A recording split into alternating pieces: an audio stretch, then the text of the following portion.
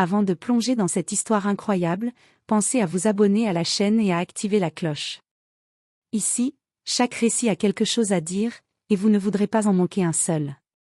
Alma entra dans la somptueuse salle de réception, vêtue d'une robe bleue simple, sans or ni bijoux, presque invisible parmi les éclats de diamants et de soie. Les invités, plongés dans leur monde de luxe et de mondanité, la regardèrent à peine. Certains échangèrent des murmures moqueurs, d'autres rirent à moitié en la voyant s'approcher, comme si elle n'était qu'une intruse dans ce monde doré. La gérante de la soirée, avec un sourire froid, s'avança et la humilia publiquement, pointant du doigt son apparence modeste et insinuant qu'elle n'avait rien à faire ici. Les rires étouffés résonnèrent dans la salle, et Alma sentit son cœur se serrer. Chaque mot semblait peser comme un poids, chaque regard était une épine. Elle baissa les yeux, tentant de disparaître, tandis que son passé de dévouement et de sacrifice semblait s'évanouir dans l'ombre de ses mépris. Puis, au moment où l'humiliation semblait atteindre son apogée, une voix s'éleva au centre de la pièce. Le fils du millionnaire, calme mais déterminé, prit le micro. Tous se turent. Il regarda Alma avec un mélange d'amour et de respect et dit : « Elle a toujours été ma mère. » Un silence stupéfait envahit la salle. Les invités, stupéfaits, échangèrent des regards incrédules. Alma, les yeux écarquillés, sentit les larmes monter. La vérité éclata comme un éclair, celle qu'on avait moquée, rabaissée, ignorée, était en réalité la femme qui avait élevé, protégé et aimé ce jeune homme comme sa propre mère. Les larmes commencèrent à couler sur les visages, certains d'émotion, d'autres de honte. La salle entière comprit soudain la profondeur de l'injustice infligée à Alma. Ce moment marqua un tournant, l'humiliation se transforma en admiration, et l'ombre du passé se dissipa dans la lumière de la vérité. Alma s'assit dans un coin tranquille du jardin, loin des regards curieux et des murmures persistants de la fête. Son cœur battait encore à tout rompre. Même si la révélation du fils du millionnaire avait mis fin à son humiliation, elle sentait le poids des années passées à se battre dans l'ombre. Elle repensa à son arrivée dans cette maison, il y a de nombreuses années. Elle n'était qu'une jeune femme pleine d'espoir, engagée comme nounou pour un petit garçon fragile et plein de vie. Elle avait donné son cœur et son âme pour l'élever, l'aider à grandir, à sourire malgré les absences et l'indifférence de son père. Chaque nuit, chaque matin, chaque sacrifice avait été fait pour lui. Le temps avait passé, et la vie, avec ses détours cruels, avait séparé Alma de ce qu'elle aimait. Elle avait été remplacée par des gouvernantes plus présentables, plus riches, plus insérées dans le monde des puissants. Pourtant, malgré l'oubli et l'ingratitude apparente, son amour n'avait jamais faibli. Et ce soir, tout avait basculé. Le fils du millionnaire, désormais jeune homme, avait reconnu ce qu'Alma avait été pour lui, plus qu'une nounou, une mère. Il l'avait défendue devant tous, révélant la vérité que personne n'aurait cru possible. Mais Alma savait que ce n'était que le début. Les blessures du passé, l'injustice et le mépris, ne disparaissaient pas si facilement. Elle se leva et regarda la salle depuis la terrasse. Les invités, encore sous le choc, murmuraient entre eux. Certains la regardaient avec respect, d'autres avec honte. Alma inspira profondément. Il était temps de reprendre sa vie en main, de réécrire son histoire, et de montrer que son rôle dans cette famille ne se limitait pas à des souvenirs oubliés. Ce chapitre ne serait pas seulement celui de la reconnaissance. Il marquait le début de la revanche douce, de la justice silencieuse et de la dignité retrouvée. Alma n'était plus invisible. Alma existait, et elle était prête à se faire entendre. Le lendemain matin, Alma franchit à nouveau le seuil de la maison qui avait été son lieu de travail et de dévouement pendant tant d'années. Cette fois, elle ne se sentait ni effacée ni intimidée. Chaque pas qu'elle faisait sur le marbre froid résonnait comme une déclaration silencieuse. Elle n'était plus une simple nounou, elle était une femme respectée, reconnue et aimée. Le fils du millionnaire l'attendait dans le hall, un sourire chaleureux sur le visage. « Maman, dit-il simplement, viens, je veux te présenter à tout le monde. » Alma sentit une bouffée d'émotion, mais elle garda la tête haute. Chaque regard des domestiques et des invités semblait peser sur elle, mais maintenant, il voyait autre chose, la vérité. Le père, assis dans son bureau, le visage fermé et sévère, ne put cacher sa surprise en voyant Alma s'avancer avec assurance. Il se rappelait vaguement la jeune femme discrète et silencieuse qui avait élevé son fils, mais il n'avait jamais pensé qu'elle reviendrait ainsi, forte et digne. Les invités, qui la veille l'avaient méprisée, murmuraient entre eux. Certains étaient mal à l'aise, d'autres curieux. Alma, imperturbable, fit un geste de la main pour saluer, son regard croisant celui de chacun. Son aura avait changé, elle n'était plus celle qu'on pouvait humilier sans conséquence. Le fils du millionnaire la prit par le bras et l'emmena vers le salon principal. « Je veux que tout le monde sache qui tu es vraiment, » dit-il. Alma sourit légèrement. La reconnaissance était douce, mais elle savait que les apparences ne suffisaient pas. Ce qu'elle voulait maintenant, c'était que justice soit faite, que sa dignité ne soit plus jamais mise en doute. Alors que la journée avançait, Alma se rendit compte que son retour n'était pas seulement pour elle. C'était pour tous ceux qui avaient été ignorés, rabaissés ou humiliés. Et dans son cœur, une force nouvelle grandissait, elle n'était plus une victime. Elle était prête à reprendre ce qui lui revenait de droit, avec patience, courage, et un calme implacable. Les jours suivants, Alma commença à se réinstaller dans la maison. Chaque pièce semblait porter les souvenirs de ses années de service. Le petit bureau où elle aidait le jeune garçon à faire ses devoirs, la cuisine où elle préparait ses repas avec amour, et même le jardin qu'elle avait fait pousser pour qu'il puisse jouer. Tout était intact, mais désormais, elle le traversait avec un sentiment de pouvoir et de fierté. Le père, le millionnaire, ne pouvait plus ignorer sa présence. Ses regards se faisaient plus fréquents, plus lourds de sens. Alma, consciente de son autorité morale et émotionnelle, décida qu'il était temps de parler franchement.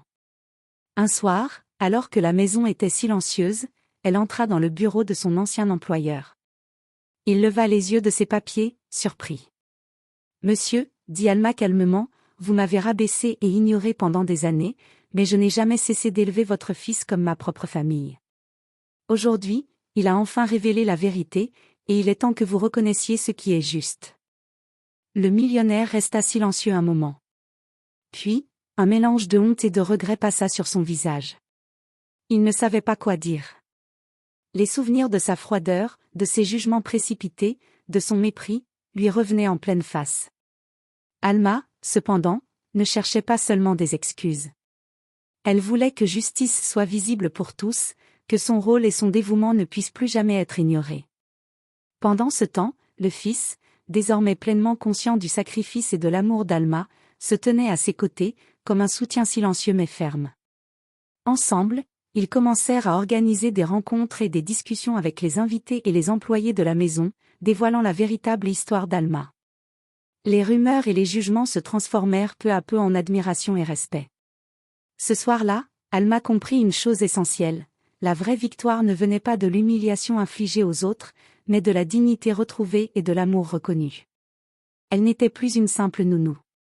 Elle était la mère, la protectrice, la femme dont l'histoire ne pourrait plus jamais être effacée. Après avoir rétabli sa place dans la maison, Alma commença à se faire connaître auprès des invités et des amis influents de la famille. Chaque rencontre était une nouvelle occasion de montrer sa force, sa grâce et la profondeur de son caractère. Ceux qui l'avaient méprisée la veille la regardaient désormais avec étonnement et respect. Certains essayaient même de sourire pour dissimuler leur honte. Lors d'un dîner somptueux organisé en son honneur, Alma prit la parole avec élégance et assurance. « Vous m'avez vue comme une simple nounou, comme quelqu'un d'invisible. Mais la vérité est que l'amour, le dévouement et la loyauté ne se mesurent pas à la richesse ou aux bijoux. Ce sont eux qui construisent une famille et un héritage réel. » Les invités se turent. L'éclat de ces mots était plus puissant que n'importe quel joyau. Même le père, assis à la tête de la table, sentit sa fierté ébranlée et son cœur se serrer devant tant de dignité. Le fils, à ses côtés, la regardait avec admiration. Il savait qu'elle n'avait pas seulement élevé un enfant, mais qu'elle avait façonné une vie entière avec courage et patience. Alma, en souriant, savait que sa revanche n'était pas celle de la vengeance, mais celle de la reconnaissance et du respect retrouvé. Cette soirée marqua un tournant dans le cercle social de la famille. Les rumeurs et les jugements se dissipèrent peu à peu, remplacés par des compliments sincères et des excuses timides. Alma comprit qu'elle avait changé non seulement sa vie, mais aussi celle de tous ceux qui l'entouraient. Elle avait montré que la véritable grandeur ne réside pas dans l'or ou le pouvoir, mais dans le cœur et la constance. Alors qu'elle quittait la salle sous les applaudissements, Alma sentit une force nouvelle en elle, elle n'était plus celle qui subissait. Elle était devenue une femme qui commandait le respect, et rien ni personne ne pourrait plus jamais la diminuer. Après avoir rétabli son honneur et gagné le respect de tous, Alma sentit qu'il était temps d'aller plus loin. Elle n'était plus seulement la mère adoptive et aimante du fils du millionnaire, elle était désormais une figure incontournable dans la maison et dans la famille. Elle savait que la vraie puissance venait de la sagesse et de la capacité à guider, pas de l'argent ou des titres. Un matin, elle demanda à rencontrer le père dans son bureau. « Monsieur, dit-elle calmement mais avec fermeté, nous avons une chance de réorganiser cette famille, de bâtir quelque chose de vrai et de durable. Mais cela ne peut se faire sans moi et sans reconnaître mon rôle. » Le millionnaire, à contre-cœur mais conscient qu'il n'avait plus de choix, acquiesça. Alma commença alors à proposer des changements, la gestion de certains biens familiaux, l'organisation des activités éducatives et philanthropiques, et même l'implication dans les décisions importantes concernant le fils. Chaque suggestion était pensée pour renforcer l'harmonie et la justice dans la maison. Le fils, rayonnant, la soutenait à chaque étape. Il voyait en Alma non seulement la mère qu'il avait élevée, mais aussi la force qui allait transformer leur monde. Les employés de la maison, inspirés par son calme et sa détermination, commencèrent à l'écouter et à la respecter. L'atmosphère, auparavant pesante et hiérarchisée, se transforma en un équilibre où la dignité et l'amour étaient enfin au centre. Mais Alma savait que la route ne serait pas facile. Certains invités influents, jaloux ou vexés par son ascension, cherchaient encore à la discréditer. Elle devait être prête à chaque moment, alliant patience, intelligence et fermeté. Ce chapitre de sa vie n'était plus celui de la soumission, mais celui de la stratégie, de la vigilance et de la reconstruction. Alors qu'elle contemplait la maison depuis le balcon, Alma sentit une profonde satisfaction, elle avait repris le contrôle de sa vie et commencé à écrire un nouvel héritage pour ceux qu'elle aimait. Et cette fois, personne ne pourrait effacer son histoire. Alors que la maison retrouvait son calme et que le respect envers Alma devenait palpable, certains visages du passé refaisaient surface. Les invités et connaissances qu'il avait humiliés et ridiculisés la veille de la fête ne pouvaient ignorer son ascension. Certains tentaient des sourires forcés, d'autres chuchotaient derrière son dos, mais Alma ne se laissait pas perturber. Elle savait que la vraie force réside dans le contrôle de soi et dans la manière de répondre avec dignité. Un soir, alors que le fils organisait une petite réunion dans le salon, plusieurs de ses anciens moqueurs étaient présents. Alma s'avança et, d'une voix claire et posée, raconta calmement son parcours, ses sacrifices, les années passées à élever le jeune homme, son amour inconditionnel et les humiliations subies. Chaque mot était précis, chaque émotion authentique. Les invités étaient figés. Certains baissaient la tête, d'autres essayaient de cacher leur gêne.